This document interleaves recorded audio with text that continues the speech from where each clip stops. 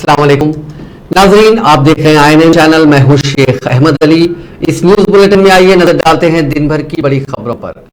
जिले वरंगल में पुलिस ने एक जूनियर को मुबैना हरासा करने के लिए काकतिया मेडिकल कॉलेज के एक पोस्ट ग्रेजुएट तालिब इल्म को जुमे को गिरफ्तार कर लिया। जूनियर तालिबा ने इस हरासानी को बर्दाश्त न करते हुए 2 दिन कबल खुद एक हलाकत खैज इंजेक्शन लेते हुए खुदकशी की कोशिश की थी।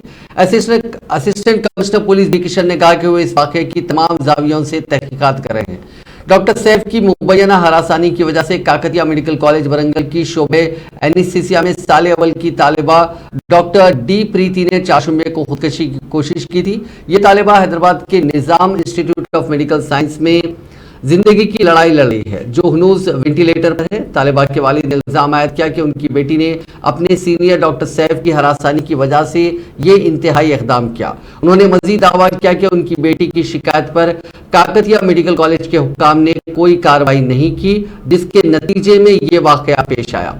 तालिबा के वालिद डी नरेंद्र की शिकायत की बुनियाद पर मुटवाड़ा पुलिस ने कानूनी इंसदाद मजालिम दर्ज फहरिस्त तबकात कबाइल यानी SC/ST एट्रोसिटीज एक्ट के तहत ये मामला दर्ज किया और डॉक्टर सैफ को गिरफ्तार कर लिया, क्योंकि जिस तालिबा ने खुदकशी की कोशिश की वो दर्ज फहरिस्त कबाइल से ताल्लुक रखती है। इस दौरान खाती के खिलाफ कार्रवाई का मुतालबा करते हुए तुलबा तंजीमों और सियासी जमातों के एहतजाज के पेश नजर पुलिस ने काकतिया मेडिकल कॉलेज और MGM हॉस्पिटल के पास सिक्योरिटी में इजाफा कर दिया। वरंगल के कमिश्नर रंगनाथ ने कहा है कि सीनियर तालिब इल्म सैफ ने PG मेडिकल की तालिबा प्रीति को हरासा किया। उन्होंने कहा कि उसने सबके सामने तालिबा की बेइज्जती की। मुलजिम को गिरफ्तार कर लिया गया। कमिश्नर पुलिस ने प्रीति नामी तालिबा के इक़दाम खुदकशी के वाक़े की तफसीलात से मीडिया को वाकिफ करवाया।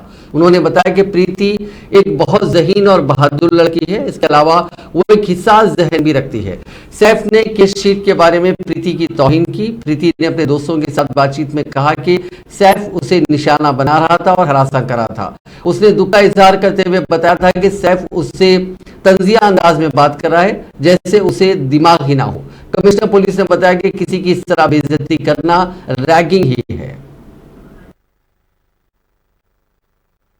ఇక్కడ మన టాక్సికాలజీ వింగ్ లేదని అన్నారు MGM లో. సో అందుకోసం ఇక్కడ చేయలేకపోయారు, అక్కడ ఉంది కాబట్టి అది చేస్తున్నారని. సో ఇది జరిగినటువంటి దీంట్లో 2-3 అంశాలు కూడా అంటే సోషల్ మీడియాలో చాలా చక్కర్లు కొడుతున్నాయి.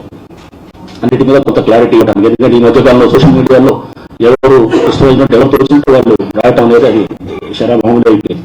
సో దీంట్లో కొన్ని ఏంటంటే దీనికి రాజకీయం ఉంది, ఇది అనేది ఉందంటే దీంట్లో ఎటువంటి రాజకీయాలు లేవు, చాలా క్లియర్ గా చెప్పదలుచుకున్నాం.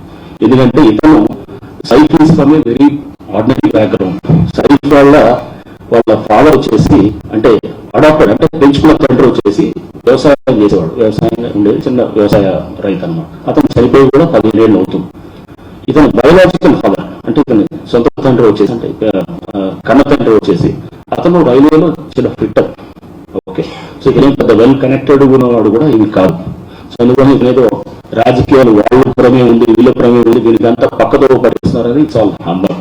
సో అందుకోసం దయచేసి ఇట్లాంటివి చేసినప్పుడు ఏమవుతుందంటే సోషల్ మీడియాలో ఎవరికి వచ్చినట్టు అమ్మానాన్ని కూడా తీసుకొచ్చి పెట్టడం, కొంతమంది మీడియాలో రిపోర్ట్ చేయడం కూడా ద్వారా ఏమవుతుందంటే ఇన్వెస్టిగేషన్ అనే దాని మీద నమ్మకం పోతారు అనమాట. ఇన్వెస్టిగేషన్ ఒక అనుమానం వస్తుంది, అనుమానం వచ్చి మనం నిజం చేసినా కానీ रियासती वज़ीर सत्यवती राठौर ने आज निज़ाम इंस्टीट्यूट ऑफ मेडिकल साइंसेज में प्रीति और उसके अरकान खानदान की आयादत की।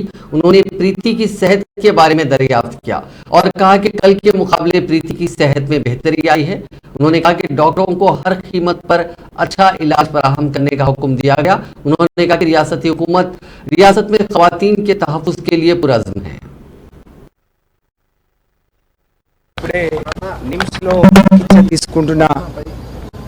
డాక్టర్ ప్రీతిని చూడటం జరిగింది. డాక్టర్ డైరెక్టర్ గారు అలాగే HODs అందరితో కలిసి చూసినప్పుడు ఈ సంఘటన జరగడం చాలా దురదృష్టకరం. సంఘటన ఏ విధంగా జరిగింది అనేది అనేక ఊహాగానాలు వస్తున్నప్పటికీ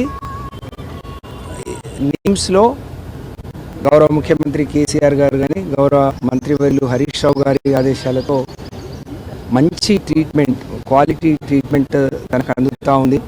అన్ని వైపులా ఒకవైపు ఎక్మో ట్రీట్మెంట్ కావచ్చు, లేకపోతే డయాలసిస్ కావచ్చు, అలాగే రెస్పిరేటరీకి సంబంధించిన అన్ని వైద్యం సకాలంలో ఒకేసారి నేను అనుకున్న ఫస్ట్ టైం నిమ్స్లో ప్రీతికి అందిస్తూ ఉన్నారు. డాక్టర్లు ఆర్నిషులు కృషి చేస్తూ ఉన్నారు. అయితే నిన్నటికి మొన్నటికి ఈరోజు తన పరిస్థితి చాలా మెరుగైంది. తన తల్లిదండ్రులు వాళ్ళ తమ్ముడితో కలిసి డాక్టర్లు కానీ మేము మాట్లాడినప్పుడు తను రెస్పాండ్ అవుతుంది, కళ్ళు తీసి చూస్తూ ఉంది. సో ఇదొక శుభ పరిణామం అని చెప్పవచ్చు. మనం ఒకవైపు ఈ సంఘటన జరిగిన తీరును పర్యవేక్షించడానికి ప్రభుత్వం ఒక కమిటీని నియమించింది.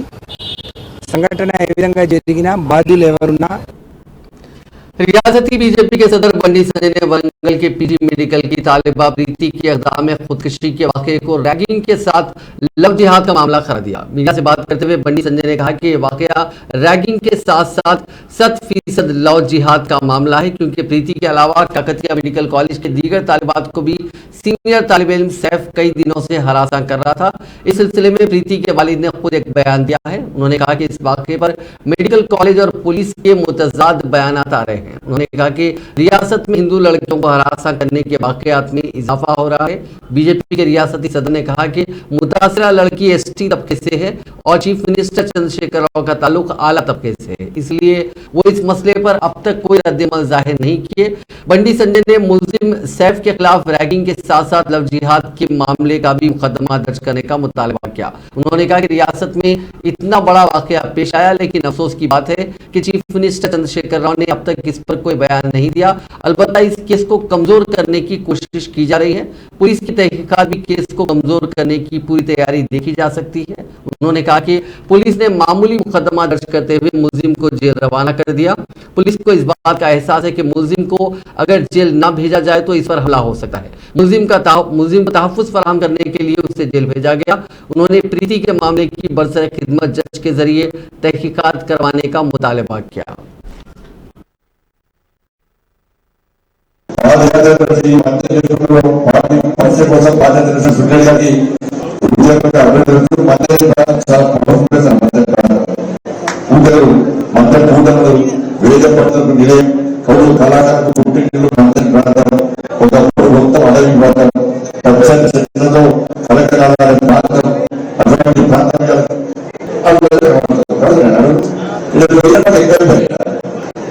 తెలంగాణ వీరపడి ఎక్కడ అన్ని ఉండబడ్డాయి. అడవులు అప్పుడు పనిచేసిన భారతీయ జనతా పార్టీ ఆ అడవుల నక్సలైట్లు పోతామని మా కోరణ కోరణ నక్సలైట్లు సంవత్సరాలు తెలిసిన కోరణ భయపడి పార్టీ కోసం పనిచేసిన కోరణ చరిత్ర తెలుసు. కోరణ నాయకులు మన ఆంధ్రలో ఉండే రాజభవన్ కర్ణాటక ఎన్నికల ప్రజలు నక్సలైట్ కమిషన్ నక్సల్ తర్వాత తెలంగాణ కోరణ నేడు వచ్చిన ఈ ప్రాంతంలో నక్సలైట్లు వారికి ఇచ్చిన నక్సల్ బెదిరించిన నక్సల్ మోసం చేసిన నక్సల్ సంస్థలు బెదిరించిన కూడా భారతీయ జనతా పార్టీ కార్యకర్తలు అప్పటి నుంచి యుద్ధం ప్రారంభించారు. అప్పటి నుంచి యుద్ధం చేస్తారు, ఇప్పుడు యుద్ధం చేస్తారు. యుద్ధం చేస్తామంటే మంత్రి గడ్డ కాల్చగడ్డ నిర్భరపడాలి. అద్భుత సన్నివేశాన్ని మా కొమ్మడానికి చూపెట్టాలి. మా కొమ్మడానికి చూడాలి. మా కొమ్మలో చూస్తున్నాడు. అక్కడికి వెళ్తే ఈ ప్రాంతానికి సంబంధించినటువంటి నన్ను ఈ విధంగా వచ్చి నాయకుడు తయారు నాకు ఏ కష్టం వచ్చినా ఏ ఇబ్బంది వచ్చినా మా కుటుంబానికి నాకు వంటవాడి మా అన్న కీర్తి చేసిన వెంకయ్య पीजी मेडिकल के सीनियर तालिब इल्म डॉक्टर सैफ के खिलाफ पुलिस की जानिब से SC/ST एट्रॉसिटीज एक्ट के तहत मुकदमा दर्ज करने के खिलाफ मेडिकल तुलबा ने एहतजाज किया। उनका कहना है कि तहकीकात के बगैर सैफ के खिलाफ झूठी तशहीर की जा रही है। मेडिकल तुलबा ने जुमे के रोज MGM हॉस्पिटल में इमरजेंसी खिदमात के अलावा आउट पेशेंट समेत दीगर खिदमात का बाइकआउट किया। सैफ की हिमायत करने वाले तुलबा ने MGM के सुपरिंटेंडेंट को हड़ताल का नोटिस दिया। बाद उन्होंने अपने ड्यूटी का बाइकआउट किया और हॉस्पिटल के सामने एहतजाज किया। उन्होंने प्ले कार्ड थाम कर एहतजाज किया, जिसमें सैफ के खिलाफ SC/ST मुकदमे को मंसूख करने का मुतालबा किया गया। उन्होंने सवाल किया कि सोशल मीडिया पर पोस्ट की बुनियाद पर केस कैसे दर्ज हो सकता है। उन्होंने कहा कि सीनियर्स का अपने पेशे में जूनियर्स की सरजनिश करना फितरी बात है, ये कोई नई बात नहीं है। उन्होंने मुतालबा किया कि सैफ के खिलाफ मुकदमा खत्म किए जाए। जवाहरलाल नेहरू टेक्नोलॉजिकल यूनिवर्सिटी हैदराबाद ने जुमे को Telangana state engineering agriculture and medical common entrance test यानी TSMCET के लिए तफसीली शेड्यूल जारी कर दिया, जिसके मुताबिक 3 मार्च से ऑनलाइन रजिस्ट्रेशन का आगाज होगा। 28 फरवरी को एक नोटिफिकेशन जारी किया जाएगा और लेट फीस के बगैर दरखास्तें 10 अप्रैल तक दाखिल की जा सकती हैं। उम्मीदवारों को मशवरा दिया गया कि वो 12 और 14 अप्रैल के दरमियान दाखिल करदा दरखास्तों में एडिट की सहूलत से इस्तेफादा कर सकते हैं। सदर नशीन Telangana state council for higher education professor R Limbadri ने JNTU हैदराबाद में एक प्रेस कॉन्फ्रेंस को मुखातिब करते हुए बताया कि इस साल भी TSMCET में 25% इंटरमीडिएट वेटेज पर गौर नहीं किया जाएगा। उन्होंने कहा कि TSMCET 2023 के जरिए दाखिलों के लिए इंटरमीडिएट साल अव्वल के अकल तरीन निशानात 45% बरकरार रहेंगे। एंट्रेंस टेस्ट में फर्स्ट ईयर के तहत 70% और सेकेंड ईयर के तहत 7% निसाब 100% सिलेबस का अहाता किया जाएगा। प्रोफेसर लिम्बादरी ने बताया कि रवां साल BSc नर्सिंग के दाखिले TSMCET के जरिए दिए जाएंगे। उन्होंने बताया कि 250 रुपये लेट फीस के साथ दरखास्तें 15 अप्रैल तक, 500 रुपये लेट फीस के साथ 20 अप्रैल तक, 2500 रुपये लेट फी के साथ 25 अप्रैल और 5000 रुपये लेट फी के साथ 2 मई तक दाखिल की जा सकती है। हैदराबाद लोकल बॉडी MLC के इंतखाब में मजलिस के उम्मीदवार मिर्जा रहमत बेग का बिला मुकाबला इंतखाब यकीनी हो गया, क्योंकि आज पर्चे नामजदगियों की जांच के दौरान एक और आज़ाद उम्मीदवार मोहम्मद रहीम बेग की जानिब से दाखिल करदा पर्चे नामजदगी को रिटर्निंग ऑफिसर ने मुस्तरद कर दिया, जिसके बाद इस सीट पर होने वाले इंतखाबात के लिए सिर्फ मिर्जा रहमत बेग वाहिद उम्मीदवार मुकाबले में रह गए, जिसके बायस उनका बिला मुकाबला इंतखाब यकीनी हो गया। ताहम पर्चे नामजदगी से दस्तबरदारी की आखिरी तारीख गुजरने के बाद ही इलेक्शन कमीशन की जानिब से मजलिस उम्मीदवार मिर्जा रहमत बेग के बिला मुकाबला इंतखाब होने का ऐलान होगा। इसी दौरान रिटर्निंग ऑफिसर ने बताया कि हैदराबाद रंगारेड्डी महबूब नगर हल्के टीचर से 21 पर्चे नामजदगियां दाखिल हुई हैं। ये तमाम नामजदगियां दुरुस्त साबित हुई हैं। 27 फरवरी को पर्चे नामजदगी से दस्तबरदारी की आखिरी तारीख मुक़र्रर है और 13 मार्च को सुबह 8 बजे से शाम 8 बजे तक इस हल्के में रायदही होगी, जबकि 16 मार्च को वोटों की गिनती और नताइज का ऐलान किया जाएगा। वज़ीर इंफॉर्मेशन टेक्नोलॉजी व इंडस्ट्रीज KT रामाराव ने जुमे को इस एतमाद का इजहार करते हुए कहा कि शेड्यूल से 5 साल कबल ही यानी 2025 तक तेलंगाना 100 बिलियन अमरीकी डॉलर का निशाना हासिल कर लेगा। उन्होंने कहा कि हमारा हतमी मकसद यह है कि तेलंगाना को दुनिया की लाइफ साइंस इंडस्ट्री का मालूमाती दारुल हुकूमत बनाया जाए। बायो एशिया 2023 के 20वें एडिशन का इफ्तिताह करते हुए KTR ने कहा कि हमने 2030 तक अपने विजन को दुगना करने का मंसूबा तैयार किया है। उन्होंने बताया कि इकोसिस्टम 80 माफ कीजिएगा, उन्होंने कहा कि इकोसिस्टम 80% की शरह से 2020 में 80 बिलियन अमरीकी डॉलर की निशानी को अबूर कर लिया और इस सिमत मजीद इक़दाम किए जा रहे हैं। उन्होंने दावा किया कि गुज़िश्ता 2 साल के दौरान कौमी शरह से ज्यादा तरक्की तेलंगाना में दर्ज की गई है। To all the remarkable guests who've traveled from various parts of the world, including esteemed representatives from the fields of science, technology, industry leaders, media colleagues, and other distinguished individuals, I extend a grand welcome to BioAsia 2023 in Hyderabad, the life sciences capital of Asia.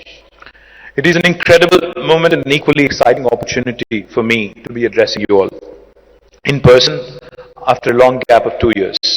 I take pride and joy in reminding all of you that this is the 20th edition of BioAsia.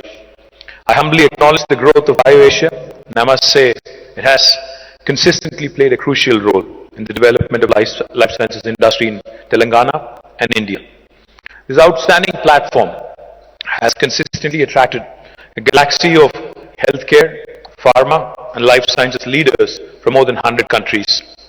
Distinguished guests, I'm happy to note that this year's theme is Advancing for One, shaping the next generation of humanized. वजीर बरखी जगदीश रेड्डी ने कहा है कि मरकजी हुकूमत बरखी के शोबे को खानगियानी के लिए रूट मैप तैयार कर लिया है। उन्होंने कहा कि खानगी बरखी कंपनियों के दबाव में आकर मरकजी हुकूमत ज़रूरी पॉलियों को इस्तेमाल होने वाले पंप सेट में मीटर लगाने की रियासतों को हिदायत दे रही है। सूर्यापेट में आज कांग्रेस से ताल्लुक रखने वाले चंद काउंसलर्स की बीआरएस में शमूलियत के मौके पर मुनक्किदा तकरीब से खिताब करते हुए जगदीश रेड्डी ने कहा कि मोदी हुकूमत सरकारी जेर इंतजाम इदारों और कंपनियों को नुकसान में चलने का बहाना बनाते हुए अपने दोस्तों को हवाले करने की साजिश कर रही है। उन्होंने कहा कि मोदी की हुक्मरानी में उनके दोस्तों को सरकारी असासों के हवाले किया गया है। आम आदमी को मोदी हुकूमत ने कोई फायदा नहीं पहुंचाया। जगदीश रेड्डी ने कहा कि मरकज की जानिब से दबाव पड़ने के बावजूद तेलंगाना में ज़रई बौलियों को बरकी मीटर्स नहीं लगाए जाएंगे। मुल्क भर के अवाम बिलखुसूस नौजवानों की नजरें केसीआर पर टिकी हैं। सभी चाहते हैं कि केसीआर मरकज में इख्तिदार में आते हुए मुल्क में फैली बदनामी व बेचैनी का खात्मा करें। इन ख्यालात का इजहार रियासती वज़ीर दाखिला महमूद अली ने जुमेरात को कारवान हल्के असेंबली के बीजेपी और कांग्रेस कारकुनों की बीआरएस पार्टी में शमूलियत के मौके पर किया। उन्होंने कहा कि सेकुलर पार्टी के तौर पर बीआरएस पार्टी और सेकुलर लीडर के तौर पर चंद्रशेखर राव मुल्क भर में मशहूर है, इसलिए दीगर पार्टियों के कारकुन और कायदीन बीआरएस पार्टी में शामिल हो रहे हैं।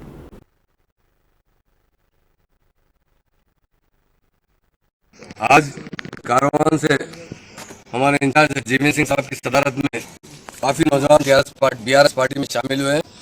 जब से हमारे ऑनरेबल सीएम साहब ने टीआरएस पार्टी को बीआरएस बनाए, सारे हिंदुस्तान के अलावा तेलंगाना में तो काफ़ी मुसलमानों में और भाइयों में, हिंदू भाइयों में जोश है, क्योंकि तेलंगाना तहरीक हमारे ऑनरेबल सीएम साहब ने शुरू की थी और तेलंगाना हासिल किया। आज तेलंगाना की तरक्की, साबिका में लोग गुजरात की बात करते थे, पर आज तेलंगाना देखने के बाद लोगों को इस बात का ख्याल आ रहा है कि गुजरात की तरक्की जीरो तरक्की थी, आज जो भी तरक्की है तेलंगाना की तरक्की। ऑनरेबल सीएम साहब ने जिस तरह बीआरएस पार्टी में शामिल जो लोग शामिल हो रहे हैं सारे हिंदुस्तान से, और हमारे तेलंगाना के नौजवानों में बड़ा जोश है, क्योंकि तेलंगाना एक ऐसी स्टेट है जहाँ पर गंगा जमुना तहजीब है और बहुत तरक्की है। आज हमारी तरक्की लोग देखकर दंग हो रहे हैं कि 8 साल में सीएम साहब ने तेलंगाना को किस तरह गोल्डन तेलंगाना बनाए। तो आज हमारे नौजवानों को मैं दिल की गहराई से मुबारकबाद देता हूँ, जीवन सिंह अन्ना को बहुत मुबारकबाद देता हूँ। सारे लोगों में बड़ा जोश पाया जा रहा है। लोग चाहते हैं कि केसीआर साहब आज हमारे स्टेट के चीफ मिनिस्टर है, कल हिंदुस्तान के प्राइम मिनिस्टर बनना चाहिए, क्योंकि हिंदुस्तान को इसी तरह तरक्की याफ्ता देखना चाहते हैं। नौजवानों में बड़ा जोश है। नौजवान चाहते हैं कि केसीआर साहब की क़यादत में हिंदुस्तान तरक्की करे, और आज तेलंगाना की तरक्की उसकी मिसाल कहीं नहीं मिल सकती। सारे हिंदुस्तान के जितने स्टेट है किसी तरक्की देखी जाए तो तेलंगाना के अंदर है, और तेलंगाना के लोग बड़ी अमन की सुकून की जिंदगी गुजार रहे हैं। लैंड ऑर्डर नंबर 1 है और में सरप्लस है, किसान बड़े खुशहाल है। आसरा स्कीम से जिस तरह गरीब लोगों को फायदा पहुंचाया जा रहा है, मैं समझता हूँ हिंदुस्तान के किसी स्टेट में 2016 रुपये पेंशन नहीं है। सिंगल वुमन को दिया जा रहा है, बीडी वर्कर्स को दिया जा रहा है, हत्या कि किडनी पेशेंट के लोगों को दिया जा रहा है। हर तरीके से सीएम साहब सारे आवाम को बिना मजहब और मिलत तरक्की के मौके फराम कर रहे हैं और सबको अच्छी जिंदगी गुजारने का मौका अता कर रहे हैं। उसके लिए हम सीएम साहब का शुक्रिया अदा करते हैं, अल्लाह से दुआ करते हैं खुदा से कि जिस तरह टीआरएस पार्टी को तरक्की दी थी, टीआरएस का जो मकसद था वो तेलंगाना हासिल करना था, उसमें कामयाबी थी, उसी तरह बीआरएस पार्टी को भी तरक्की दे, इसमें भी कामयाबी अदा करते हुए सारे हिंदुस्तान के हालात को जिस तरह तेलंगाना के हालत है उसी तरह उसमें भी कायम हो, यही हमारी ऊपर वाले से दुआ है। और हमारे भाई का खास तौर से जीवन सिंह साहब का